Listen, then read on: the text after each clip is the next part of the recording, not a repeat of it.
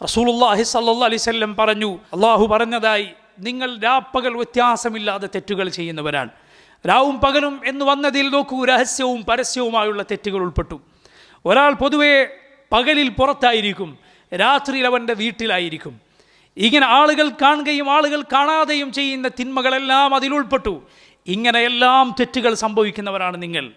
അള്ളാഹു പറയുന്നു, അനഗ്ഫിറുദ്ദുനൂബ ജമീഅ, ഞാൻ തിന്മകളെല്ലാം പുറത്തു നൽകുന്നവനാണ്. ഫസ്തഗ്ഫിറൂനി അഗ്ഫിർ ലക്കും, അതുകൊണ്ട് നിങ്ങൾ എന്നോട് പാപമോചനം തേടൂ, ഞാൻ നിങ്ങൾക്ക് പുറത്തു നൽകാം. തൗബ ചെയ്യുക, അള്ളാഹുലേക്ക് ആത്മാർത്ഥമായി ഖേദിച്ചു മടങ്ങുക. റബ്ബിൻ്റെ കൽപ്പനയാണത്. വതൂബു ഇലല്ലാഹി ജമീഅൻ അയ്യുഹൽ മുഅ്മിനൂന ലഅല്ലക്കും തുഫ്ലിഹൂൻ. ഓ മുഅ്മിനുകളെ, നിങ്ങൾ മുഴുവൻ പേരും അള്ളാഹുലേക്ക് ഖേദിച്ചു മടങ്ങൂ, അവനിലേക്ക് പാപമോചനം തേടി മടങ്ങൂ, നിങ്ങൾക്ക് വിജയിക്കാൻ വേണ്ടി. നിന്റെ തെറ്റുകൾ ആകാശം മുട്ടേ ആയിട്ടുണ്ട് എങ്കിലും, ഭൂമി നിറയായിട്ടുണ്ട് എങ്കിലും തൗബയുടെ വാതിൽ അടഞ്ഞുപോയിട്ടില്ല. റൂഹ് തൊണ്ടക്കുഴിയിലെത്തുന്നതുവരെ തൗബയുടെ വാതിൽ അടഞ്ഞുപോയിട്ടില്ല.